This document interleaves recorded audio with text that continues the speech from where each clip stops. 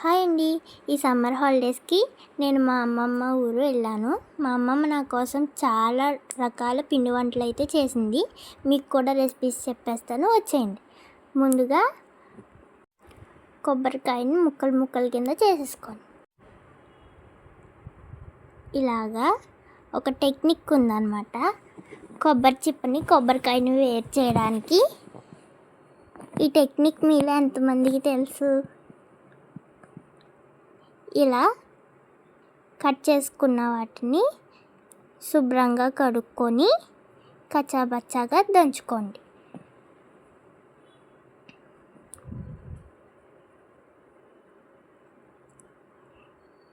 ఇప్పుడు మూకిట్లో నెయ్యి వేసుకొని ఈ కొబ్బరికాయ దంచింది కూడా అందులో వేసుకొని గోల్డెన్ బ్రౌన్ కలర్ వచ్చేంత వరకు ఫ్రై చేసుకోండి. ఇలాగా ఇప్పుడు ఈ ఫ్రై చేసుకున్న దాన్ని పక్కన పెట్టి ముందు రోజు నానబెట్టిన బియ్యాన్ని కడిగేసుకొని మేము పిండి పట్టించుకున్నాము. అది నేను శుభ్రంగా ఉంటుందో ఉండదో అని జల్లించుకున్నాము కూడా. ఇలా జల్లించేసుకుని పక్కన పెట్టుకోండి. మా దగ్గర కుందు బెల్లం ఉంది కాబట్టి మేము చిన్న చిన్న ముక్కలుగా కొట్టేసి దాంట్లో తేనె పానకం మా అమ్మమ్మ ఇంట్లో ఉందని అది కూడా కలిపాము, టేస్ట్ బాగా వస్తుందని. ఇప్పుడు దీన్ని పానకం కింద చేసుకో. ఇక్కడ మా అమ్మమ్మ ఏమో పానకం రెడీ అయిందా లేదా అని టెస్ట్ చేస్తుంది.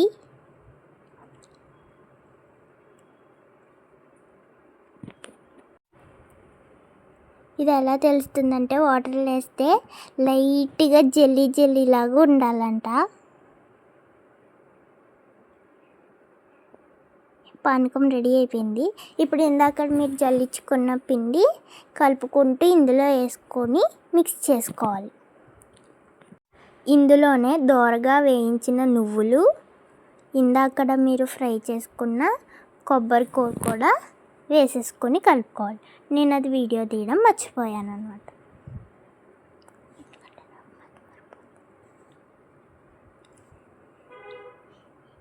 ఇలా కలిపేసుకున్న తర్వాత వీటిని చిన్న చిన్నగా బాల్స్ చేసుకోవాలి.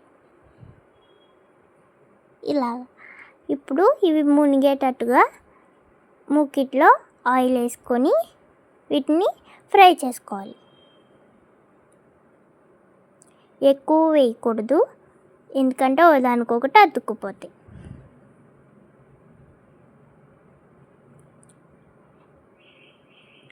మంచిగా గోల్డెన్ బ్రౌన్ టైప్లో వచ్చే వరకు, లోపల ఉడికే వరకు ఫ్రై చేసుకోవాలి.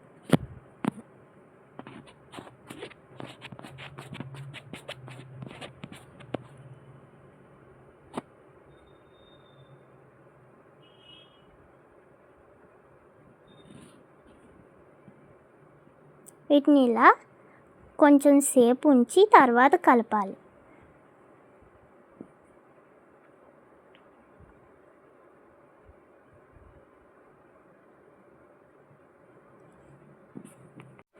మీరు చూస్తున్నట్టు మేము పొయ్యి మీదే వండుతున్నాము. మీలో ఈ కాలంలో కూడా పొయ్యి మీద వండేవాళ్ళు ఎవరెవరు ఉన్నారు కామెంట్ చేయండి.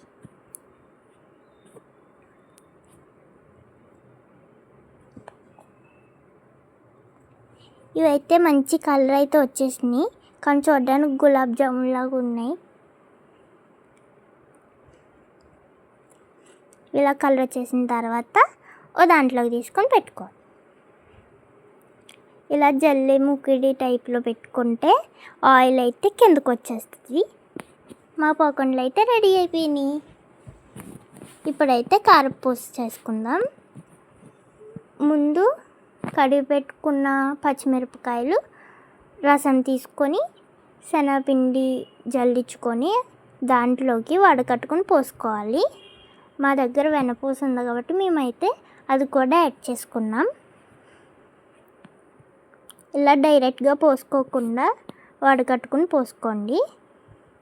దీంట్లోకే తగినంత ఉప్పు వేసుకొని మంచి కన్సిస్టెన్సీలో వచ్చేంత వరకు కలుపుకొని కారపూస చుట్టే దాంట్లో వేసుకొని మీరు మూకిట్లో వేసేసుకుంటే అవి కూడా రెడీ అయిపోతాయి.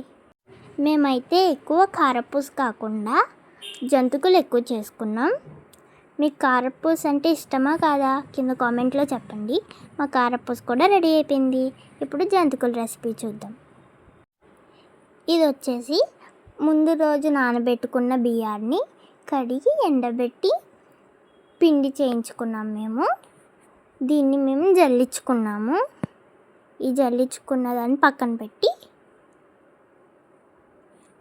పచ్చిమిరపకాయలు కడుక్కొని అవి కూడా రసం తీసుకొని వడగట్టుకుంటూ ఇందులో కలుపుకోవాలి.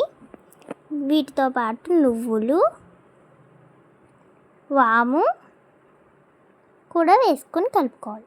దీంతోపాటు సాల్ట్ కూడా తగినంత వేసుకొని స్లోగా కలుపుకుంటూ సాల్ట్ సరిపోయిందో లేదో చూసుకుంటూ వాటర్ పోస్తూ స్లోగా చపాతీ పిండి కన్సిస్టెన్సీ వచ్చేంత వరకు కూడా కలుపుకోవాలి.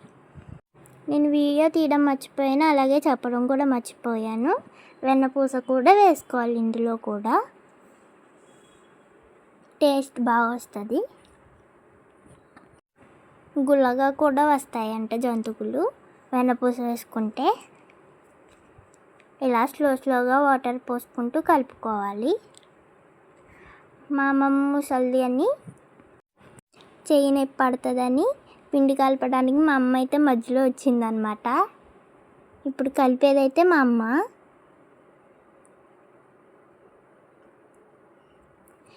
ఇలా మంచిగా కలిపేసుకున్న తర్వాత జంతికలు చుట్టే దాంట్లో పెట్టుకొని పిండి మూకెట్లో ఆయిల్ వేసుకొని అందులోకి వేసేసుకుంటే ఇవి కూడా వచ్చేస్తాయి మీకు. ఇంతకీ ఈ మూడట్లో మీకు ఏ రెసిపీ నచ్చిందో చెప్పండి. నాకైతే 3 నచ్చినాయి. ఇంకేమన్నా రెసిపీస్ కావాలంటే కింద కామెంట్ చేయండి. ఈసారి అమ్మమ్మ వాళ్ళ ఇంటికి వెళ్ళినప్పుడు చేయిస్తాను. ఇంతకీ సమ్మర్ హాలిడేస్లో మీ అమ్మమ్మ వాళ్ళ ఇంటికాడ ఏ పిండి వంటలు చేయించుకున్నారో కింద కామెంట్ చేయండి.